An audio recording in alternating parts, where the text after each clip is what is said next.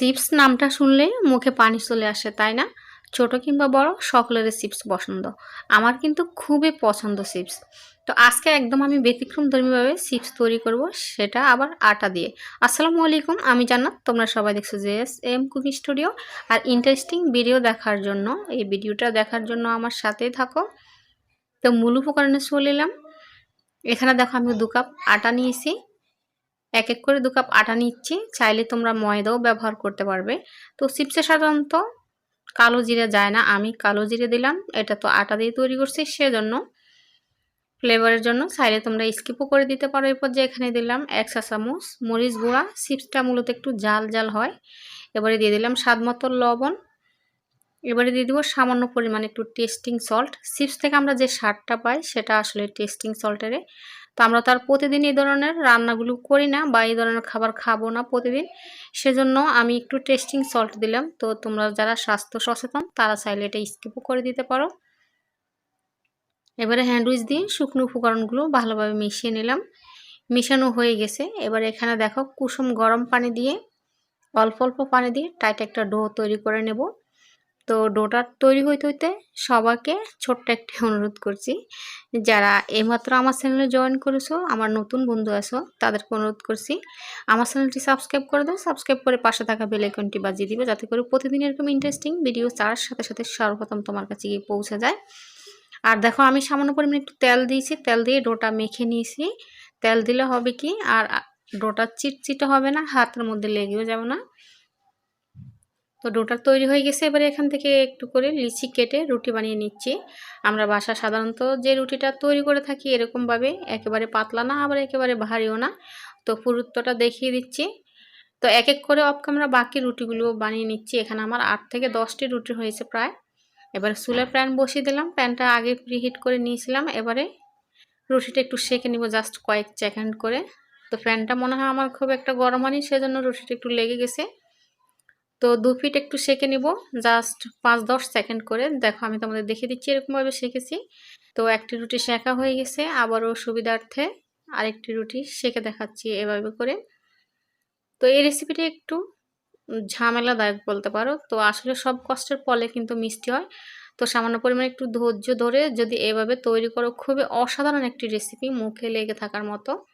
এবার আমার রুটিগুলো ঠান্ডা হয়ে গেছে, আমি একটি ছিদ্রযুক্ত চালনিতে রেখেছিলাম। এবার আমি ছুরি দিয়ে কেটে নিচ্ছি। তো এটা প্রথমেই অর্ধেক অর্ধেক করে, মানে টোটাল মিলে হলো এটা ট্রায়াঙ্গেল শেপ হবে, ত্রিভুজ হবে না, ট্রায়াঙ্গেল শেপ এরকম। আর চাইলে তোমরা তোমাদের পছন্দ মতো শেপে কেটে নিতে পারো। তো সম্পূর্ণ রুটিগুলো আমি সেঁকে নিয়েছি। আবারও চুলে চলে এলাম। চুলে ফ্রাইং প্যান বসিয়ে সাদা তেল গরম করে নিলাম। এবারে কিন্তু আমি সেঁকে নিচ্ছি।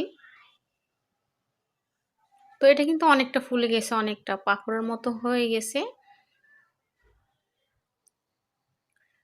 তো সেঁকে আমি চিপসগুলো ভেজে নিচ্ছি। আবার অনুরোধ করছি, যারা এইমাত্র আমার চ্যানেল জয়েন করেছো, প্লিজ প্লিজ আমার চ্যানেলটি সাবস্ক্রাইব করে দাও। সাবস্ক্রাইব করে পাশে থাকা বেল আইকনটি বাজিয়ে দিবে, যাতে করে প্রতিদিন এরকম ইন্টারেস্টিং ভিডিও ছাড়ার সাথে সাথে সর্বপ্রথম তোমার কাছে গিয়ে পৌঁছে যায়। আর যারা ইতিমধ্যে সাবস্ক্রাইব করে নিয়েছো তাদেরকে জানাই অসংখ্য অসংখ্য ধন্যবাদ।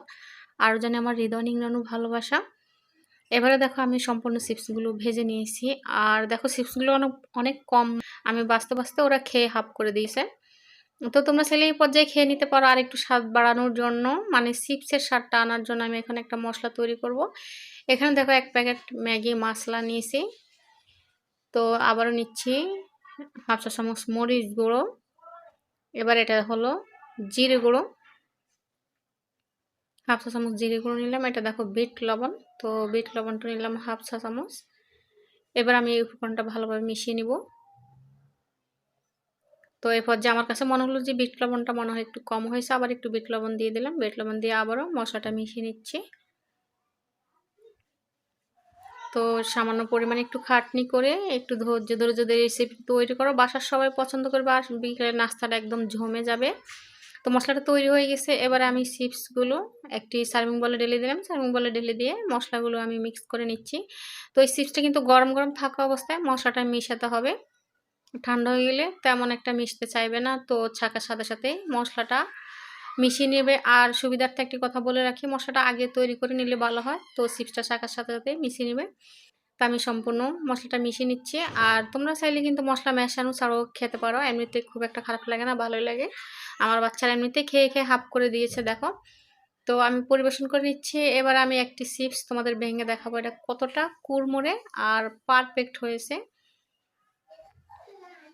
তো আমি চিপসটা ভেঙে দেখাচ্ছি, আর এদিকে আমি তোমাদের কাছ থেকে বিদায় নিচ্ছি। তো বন্ধুরা, তৈরি হয়ে গেলো আমার আটা দিয়ে অসাধারণ ইন্টারেস্টিং একটি চিপস রেসিপি। কেমন লাগলো আমার আজকের রেসিপি? ভালো লাগলে একটি লাইক করে দিও প্লিজ।